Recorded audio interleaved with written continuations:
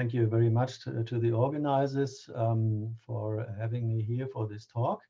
And as was said before, I will be talking about worldviews, Christian faith, and science, and how do they relate.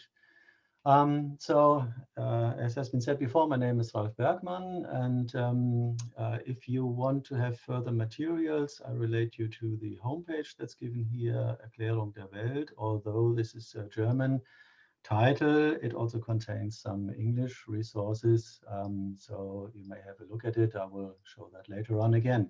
So what we are going to do tonight is we will be looking at the relation between natural science and worldviews.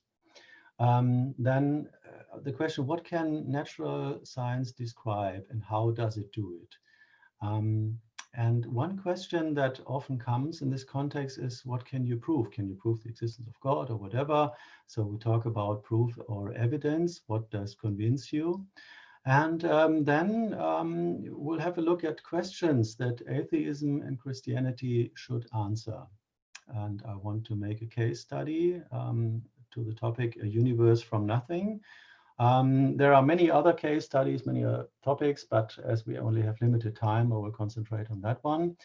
And following that, I will ask another bunch of questions, and we'll see how atheism and Christianity is doing with these questions. And finally, of course, I will give a conclusion and I will give a response to the claim of atheism. So let's start with the part on the relation between natural science and worldviews. So here's a simple picture. Here we have atheism, we have Christian faith, we have natural science, and now it's the question, how does it relate to each other? And the common view that people often have is, well, atheism and science, they make a good fit. And then Christian faith is sort of isolated, an isolated view, which doesn't really fit into this whole picture. And when I say worldviews, of course, I cannot talk about all worldviews. There are so many worldviews, so I really concentrate on atheism and Christian faith because they make very different statements. And I think that's the best way to learn what is really the basic question about the different worldviews and how they relate to each other and to natural science. Now, what is a worldview, or what do worldviews do? Worldviews, they deal with values, goals, and meanings. So they deal with personal opinions, with views, they deal with explanation of the world, the society, the individual. They deal with the meaning of life. Not all worldviews do that, but many of them do. What does a particular worldview say? And with atheism, it's quite clear. Atheism, by definition, says there is no God, and they make an ontological claim, as the philosophers would say. So they make a statement about what is. They don't make a statement such as, I'm not interested, but they make a statement, there is no God. So this is a very strong statement. That leads us in the scientific or in the philosophical framework to naturalism. And naturalism means that all phenomena in the world can be described by natural science in the end, so by laws of nature. If you knew the laws of nature, then basically you could predict everything that's going on. Now, this is a fairly far-reaching claim. In the worldview of Christianity, of Christian faith, says God is a person. There is a God. He is a person. He's eternal. He's all-knowing, all-powerful, and he's completely free and good. So very strong statement. It's not just the statement there is some sort of God we can't grasp or so, but it makes very precise or relatively precise statements about the nature of this God, about the being of God. And if we come not only to believe in some God, but in the Christian God, then there are more statements like God is triune. He wants to have a personal relationship with every human. This is very particular. This is very, very loaded with meaning. Again, these are very strong statements, but I think you get the feeling that these statements that atheism and Christian faith are making is radically different, and we see what consequences that has. Now, before we come to that, what is natural science? What is natural science doing? So natural science aims to describe, predict, and understand natural phenomena. So in the simple case, how does an apple fall? How does the moon revolve around the earth, or whatever you can think of? So we want to understand why that happens and how that happens. What we do is we are based on observational or empirical evidence. So we look at observations. We measure things. We draw a conclusion, and if possible, we want to have reproducibility. So if we find that apples fall in a certain way, then we see, is this always the same, or is it different in winter or summer, or if the moon is there or not? Is it the same with oranges or peaches or whatever? So we want to have reproducibility, and we want to find general rules, as general as possible. Does an apple fall as a stone falls, or whatever? Yeah. So we want to have laws that are widely applicable. And finally, the results must be independent of the researcher. That's called objectivity, which is a little bit difficult expression, but I don't have the time to go into that in detail. But anyway, if an experiment in the lab of Müller and then the same experiment in the lab of Meyer always gets different results, then there is a problem. So it can't depend on who is doing the experiment. It must be the same outcome. So it must be independent of the researcher. So what basically natural science is dealing with is mechanisms. How does something function? How does it work? What is the mechanism? So if we compare this, these two areas of worldviews and natural science, we find that we have on the level of worldviews, we have values, we have goals, we have meaning, so we have subjectivity, we have personal opinions, things like that.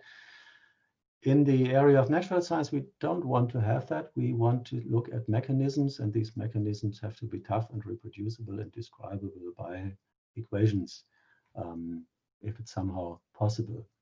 Now, so as you can see from this little description, of course, there is a contradiction, or there's a conflict between these worldviews. You could add other worldviews, there would be other conflicts, but here is a very substantial conflict. And that is the point where the conflict really is. Now, of course, these worldviews have a relation to natural science. So the bubbles are not as isolated as it might look here. And the question is, what is the relation between natural science and atheism and Christian faith? And so if you look at it, you find that an atheist looks in a naturalistic way on nature, and for him, natural science describes all reality that exists. This is also a bit simplifying, but let's make this a little bit simplified point. And many atheists are reductionists. So they say basically, as I said before, you can reduce everything that's happening in the world to natural science. So basically, if you start with a Big Bang, you know all the equations, you would be able to calculate what is happening. At some stage, you would have kangaroos and elephants and things like that. And that's the heart of the reductionistic view. On the other hand, we have natural science, as we look at it as Christians. Natural science describes mechanisms, that's fine. But as Christians, we believe that nature is a part of creation. So there's a bigger reality. Nature is embedded in in the whole creation, and there's more to creation than just these mechanisms. And nature is open to transcendence. It's open to this other reality interacting with the reality of nature, because it's God's creation. I've given another talk, especially on miracles and natural laws, I can refer you to. That's published within the European Leadership Forum, but I don't have time to go into these details here. Now, what we can learn from this short exercise is that natural science is deals with natural phenomena, and it works with the so-called methodological atheism. Basically, whether we're Christians or not, we say, okay, what we describe must be independent of whether God or someone else is interacting in the system. The apple falls as it falls always. The experiments with photons we do, they work in the same way. God is not interacting with them. We can describe what is happening within natural laws, which is not a contradiction to what I said before, because it's a methodology. It's not an ontological statement. And the atheism adds a philosophical assumption of ontological atheism. And it's an important point that you see that this assumption of ontological atheism, so that there is no God, is not an assumption that comes from natural science itself, but that is superimposed onto physics, chemistry, and so on and so on. And so methodological atheism is not the same as ontological atheism, and that has to be distinguished. And some people do that very poorly, so they mix it up, and that always results in trouble. And natural science is interested in mechanisms. The better expressions would be transsubjectivity, so it does not depend on who is doing the experiments. And it should be, in most cases, reproducible. In some cases, not reproducible. We cannot reproduce the universe. We cannot make a Big Bang. We just have to look at things how they are at the moment and draw our conclusions. And atheism and Christian faith are interested in value, meaning, and personal relation. And what I want to convey to you is that there is an alleged conflict between faith and science, belief or knowledge, and this is an unsuitable alternative. So many Christians are driven into this false alternative. And so if someone wants to drive you into this alternative, you should realize this is a false alternative. There is not a conflict between faith and science, but there is a conflict between different worldviews, and that's what we are talking about. So don't get confused on that.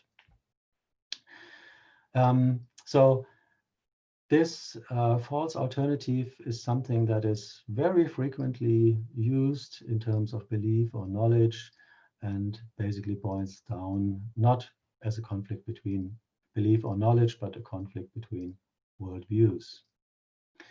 So if I look at science, then I can understand science in a particular way, natural science. And that has been expressed very beautifully by Johannes Kepler, who was an astronomer.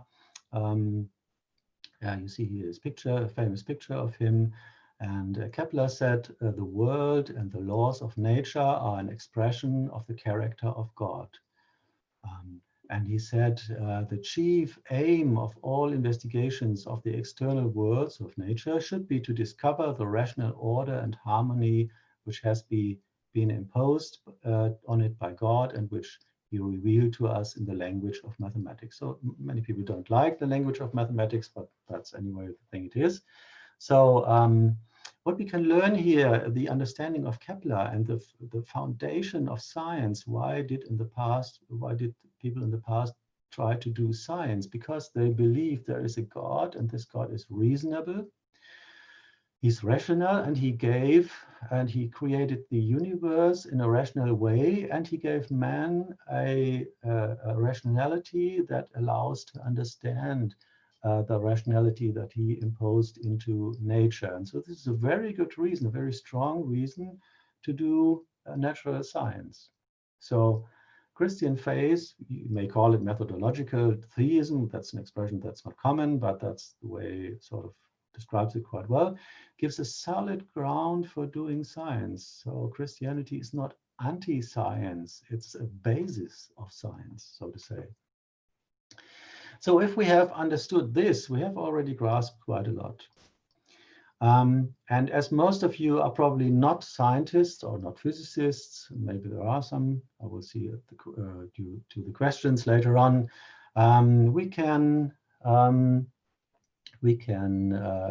should ask, what can natural science describe and how does it describe it?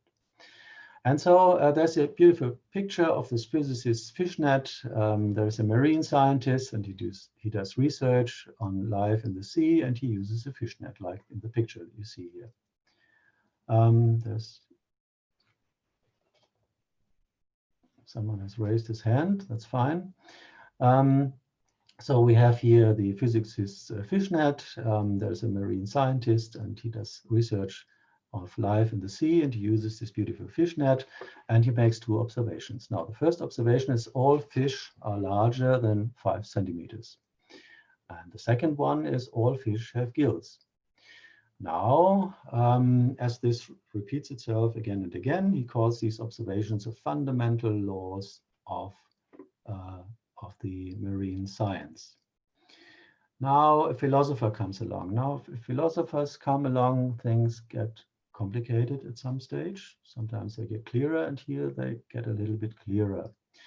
Now, this philosopher comes along and says, okay, the fact that all fish you are catching are larger than 5 centimeters might be related to your fishnet. And then the scientist says, oh, well, I don't care. I don't care. What I can't fish is not interesting to me. And then the philosopher says, oh, well, but it may happen one time that you find a fish or you catch a fish without gills. And the scientist says, oh, that has never happened to me, so I don't care.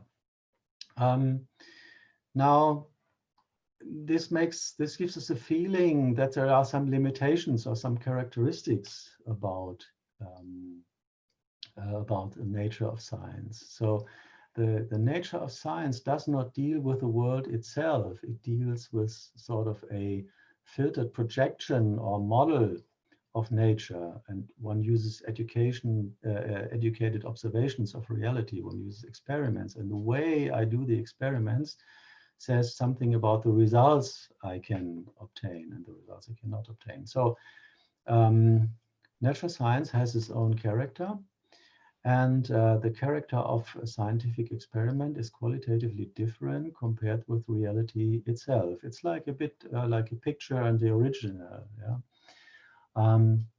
So when I talk about quantum mechanics in class, I say I have a good message and a bad message. Now, the good message is quantum mechanics is the most precise and successful theory that has ever been created by mankind. But the bad message is we don't really know what we are talking about. We have gone away from the question, what is it? What are these things, to the question, how do they behave? And that's quite a difference. So coming back to the fishnet, scientific models are principally underdetermined. A finite number of observations cannot prove a general law. So you may, after catching 1 million fish with gills, you may catch one fish which does not have gills, and then your general statement is wrong. So all models have a hypothetical character. And on top of that, research is a creative process. So what is such a physicist doing? He has his observations, his measurements, and he looks at his data, and then he makes a model out of it and creates and has a creative process. And that's his model. That's his way of describing the what he sees in nature. So a little bit of philosophy of science. This is a huge field, philosophy of science. Many people, many brilliant people have worked in it. One of them is Karl Popper, and he introduced the concept of falsifiability, which means one counterexample is enough to falsify a theory. And a theory has to be falsifiable. So if you say something that cannot be proven wrong, that can principally not be proven wrong, it's not a scientific statement. it turned then out later on that this is not the only thing scientists really use. And Thomas Kuhn, another philosopher of the philosophy of science, said science works with paradigms. So science works with the development of a guiding idea or a concept for the formation of a convincing theory. So you don't just throw away your theory if there's one thing you can't explain. You just go on and see how far it takes you, which is quite reasonable, but which has its dangers. So it's a little bit like with this nice cartoon here. There's the father fish and the kitten fish, and the father fish says to his son, "The world, my son, is nothing but a big box full of water." Now, this isn't completely wrong, but it's, of course, it's not right, because I mean there's much more to the world than just this big box of full of water. And so sometimes the things we see and we find that's everything is just a little part of the whole reality. So that's a prelude for asking what can we prove actually? And that boils down to the question, what convinces you? So a proof is an argument that makes a statement, claim, or proposition irrevocably true. So if you have a proof in mathematics, then you can show, okay, this turns out, so this is true, and this can be proven. Now, the point of the problem here, this only exists in mathematics, because mathematics is sort of a closed system with very nicely defined objects and with very nicely defined relations between them. And if you have all that set up, then you can have a proof. And if the proof is logically correct, then that's just the way it is. There's no way around. But that is not really applicable to normal life. So what we do in normal life is what the English people would call evidence. So that is an argument that makes a statement plausible, sometimes extremely plausible, sometimes a little bit plausible. So if I say, yeah, tomorrow it will rain because the pressure has fallen, then okay, it may rain tomorrow, but also it may not rain. So I'm not really sure. It's just sort of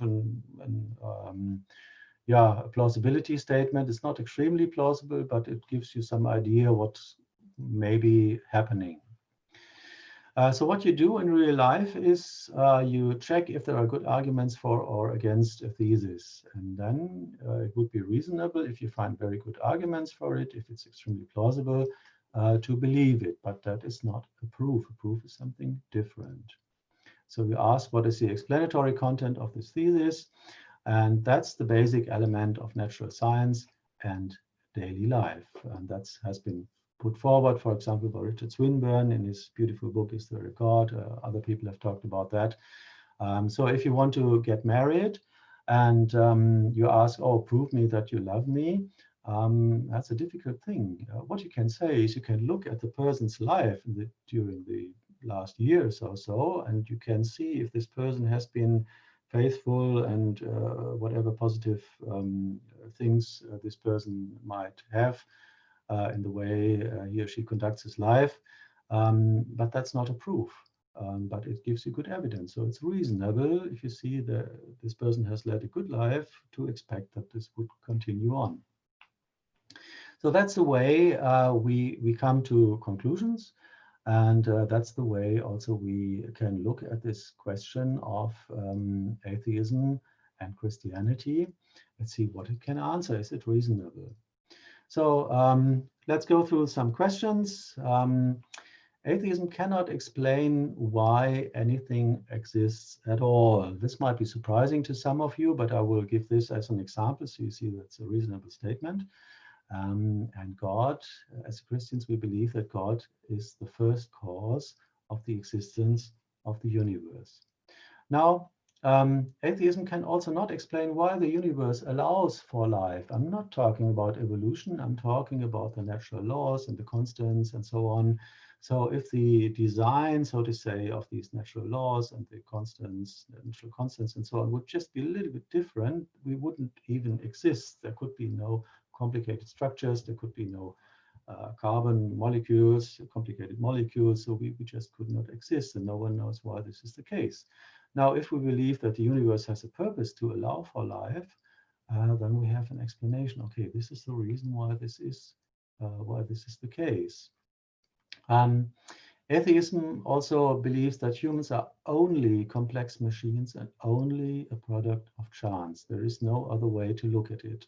And I'm emphasizing the only, because if you go the way of reductionism, then these can be the only mechanisms that work. And so this complex machine, which we are looking at as humans in the atheistic way, tells us this is only a complex machine. There's nothing behind that. And that has huge consequences. Just look at the totalitarianism of the last century. This statement has cost 150 or 200 million lives. Yeah. So if humans are only complex machines, what is the value? What is the virtue? What is the dignity of life? It's only a product of chance. So we believe as Christians that humans are made in the image of God, and that includes consciousness and mind. So what Kepler said, the reason for doing science, that there is a rational God who has given us a rationality to understand the rationality of the universe, that makes a perfect fit here. And finally, the atheist says there are only natural processes as an explanation for any event. There's no other thing that could explain what's going to happen. While we as Christians believe that God acts in the world. So fairly different statements, and you have to make a decision which one you find more reasonable. So there are more, of course. And there's this nice book of Alvin Plantinga. So if you can read German, then read my book. If you can read English, then read Alvin Plantinga's book or the book of Richard Swinburne. If you can read German and English, then read both. So this gives you an impression what the answers are like here in the other cases. Now, I'll concentrate on the question that atheism cannot explain why anything exists at all. So this is a case study, so to say. We could speak about other things as well, but let's talk about this one. And maybe you've heard of Stephen Hawking. He's a famous physicist. He died 2 years ago. And he was famous because he did really very interesting stuff about black holes and cosmology. And he was living, he had to live in his wheelchair, and a very complicated situation with his sickness. But he did brilliant work. And in 2010, he published a book together with a colleague that is known under the title Grand Design. And he asked, why is there something and not nothing? Why do we exist? And he said, some would argue that the answer to this question is that there is a God who created the universe. That's a standard answer to that. And he said, however, we claim that it's possible to answer this question only within the realm of science. And he said that the development of, and he talks about multiverses, a great multitude of universes, does not require the intervention of a supernatural being or a God. These universes are formed naturally due to physical laws. So, the universe forms due to physical laws from nothing. Hawking and others postulate there's a quantum vacuum in the beginning, and everything started from this quantum vacuum. Maybe, we don't know. It's one of the theories. But then still the question is, where did this come from? So it's a little bit like the situation where you have a cause without effect. So if you have all these nice figures here and you tip them, then you know what's going to happen. But that's not the situation that we have when we talk about the beginning of the universe. Here the situation is different. So assume this is nothing. Yeah. So what is this nothing composed of? Basically of nothing. So there's no energy, there's no matter, there's no space, there's no time. There are no laws. Hawking says, because there is a law of gravity, but where does it come from? And also there is no quantum vacuum or other kind of structures you may think of. So now the question is, the $1 million question is, let us make a universe out of all this nothing. And it just doesn't work. And as soon as you write down any equation or you make any assumption, you assume that there is something, but that's not nothing. So it doesn't work out. And some people say, okay, well, but there are these multiverses. So there is not just one Big Bang. There has been in very remote times a super Big Bang, so to say, and that has created a lot of universes. And very few, or maybe only one of these universes is the one where we are in, the lucky one. This is the blue one, where we have all these galaxies and all these structures, and we finally form humans and people who can observe all these things are going on. And then I say, okay, problem solved, everything is fine.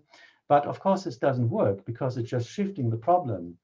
And that has been also discussed in a lot of details. And basically, you shift the problem from our Big Bang, so to say, to a previous Big Bang. But basically, the problem is just not solved at all. Now, and then other people come and say, okay, everything started by chance. And I'd also say this is a fundamental error, because if you have a dice like this one, you can throw the dice and get a 6 or 3 or 5 or whatever. So that's happening by chance.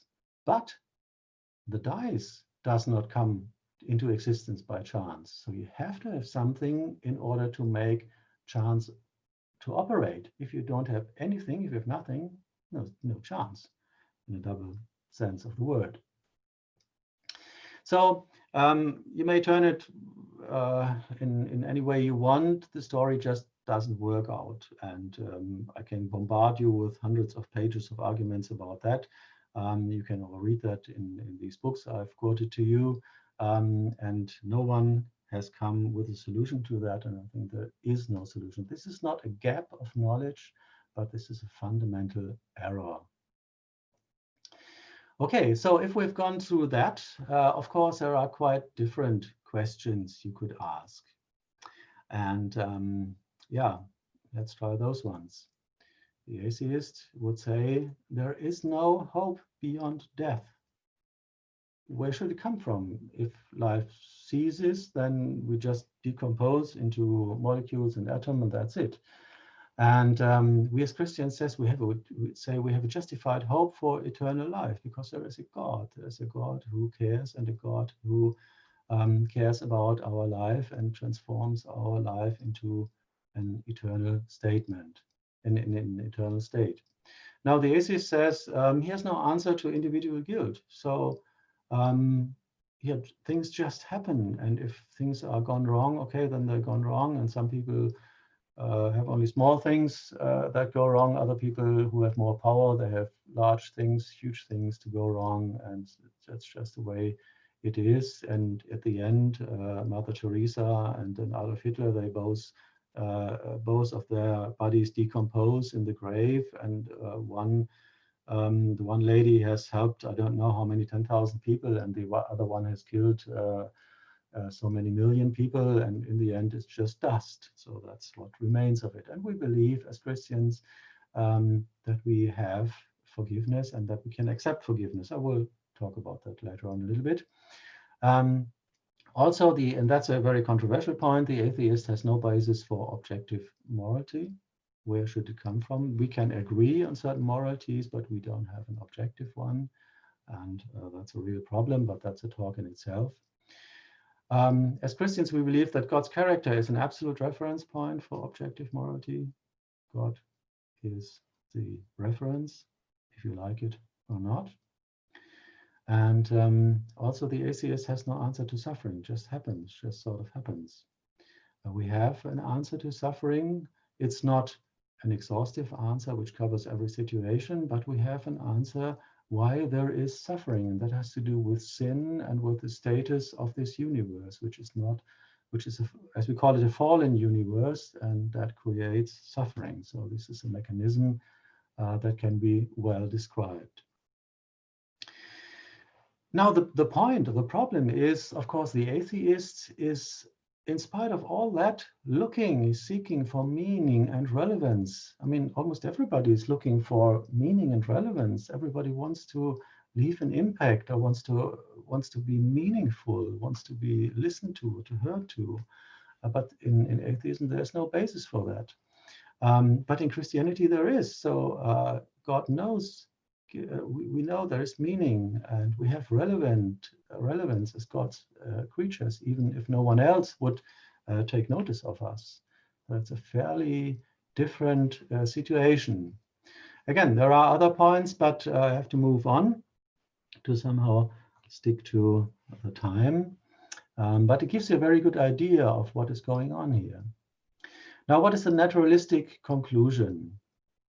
That's very nicely described in a book of a philosopher, Ralf Bergmann.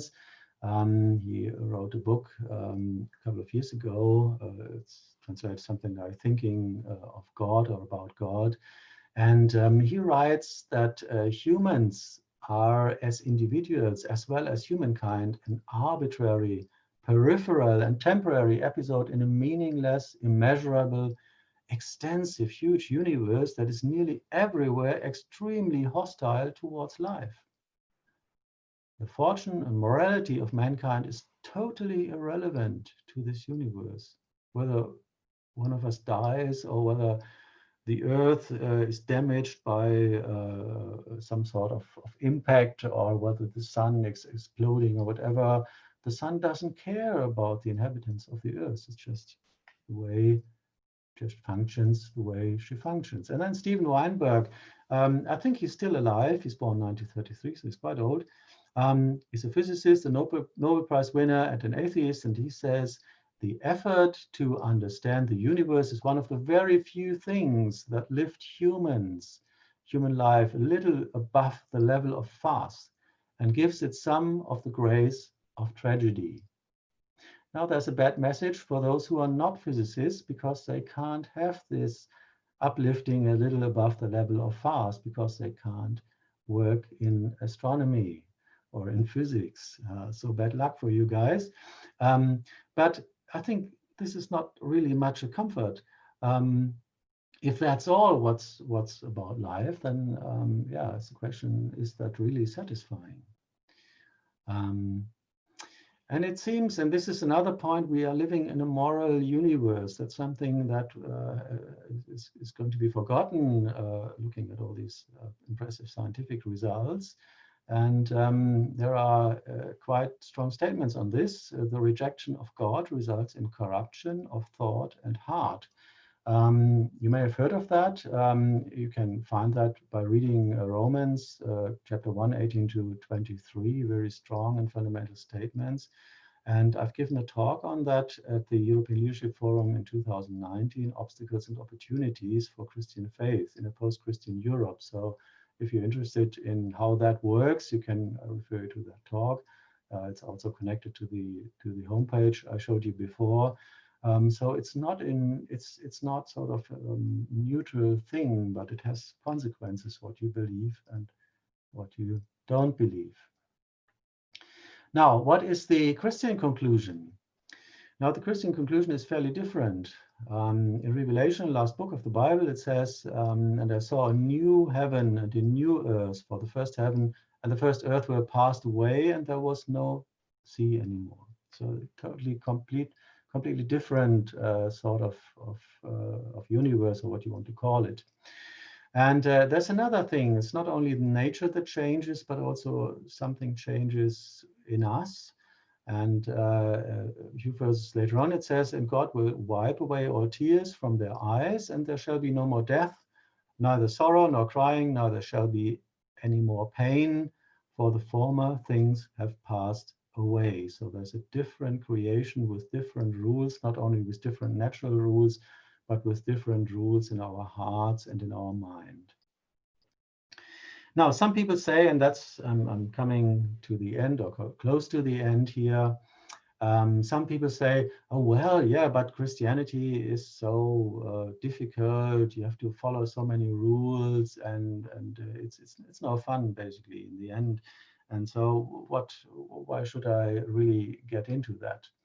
And so for those who are uncertain about that, I've brought this nice view graph here. That's from John Lennox, Can Science Explain Everything? His nice little book that he wrote last year.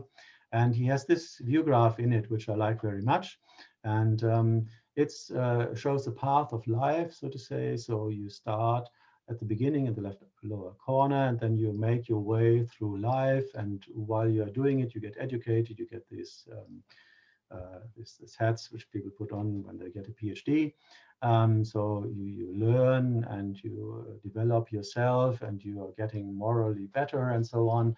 And at the end, at the upper end, there is a scale of the balance, and that measures then, have you been good enough? Have you done good deeds enough to be justified to get into heaven? That's a common picture that many people have about religion, and there are religions who work this way, but that is not Christianity. So what is Christian faith about? Christian faith is something different. We don't have the scale, the balance at the end, but we have the cross in the beginning. So Jesus died for our sins, so the bill has been paid. Right in the beginning, when you become a Christian, you know that your bill has been paid. All your guilt has been taken away and has been paid by someone else, by Jesus Christ.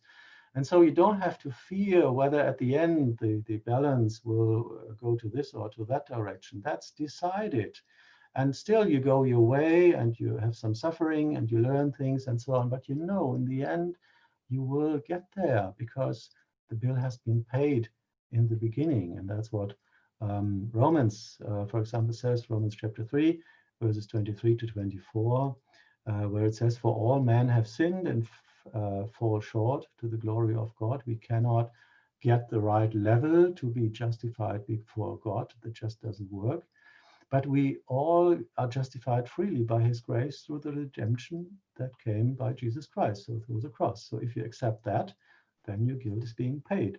That's as simple as this. Any child can understand this.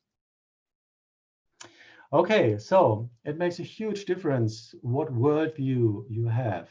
And with that, let's come to the conclusions. Let's start at the beginning. The proposed contradiction between science and faith is unjustified and misleading, so don't get trapped in this. The assessment of worldviews asks for the most convincing explanation. We don't have a proof. We cannot prove that God exists. Why can't we prove? Because God allows freedom. God allows people to choose whether they want to believe in him or not. So he gives everybody the opportunity to go in this or in that direction. So no proof is applicable, but there are strong and convincing arguments if you want to hear or to see them. Atheism cannot answer fundamental questions concerning the existence and the properties of the world. Why is there something and nothing? Why is the world made up in a way that it is? The existence and properties of humans. Why do we have something like that we call consciousness? We don't know. We can't explain naturally. And there is something in it that makes us human and that distinguishes us from the rest of creation. And Christian faith offers reasonable answers concerning the questions of origin, but not only of origin, of meaning, of morality, and the goal of human existence. And of course, as I said before, we have to give an answer to that. There's, again, this nice book from John Lennox, Gunning for God. It's I've forgotten the year, so it's a couple of years old, but it's quite recent still. And at the end, he says something like, atheism has no answer to death, no ultimate hope to give. It is an empty and sterile worldview which leaves us in a closed universe that will ultimately incinerate any last trace that we ever existed.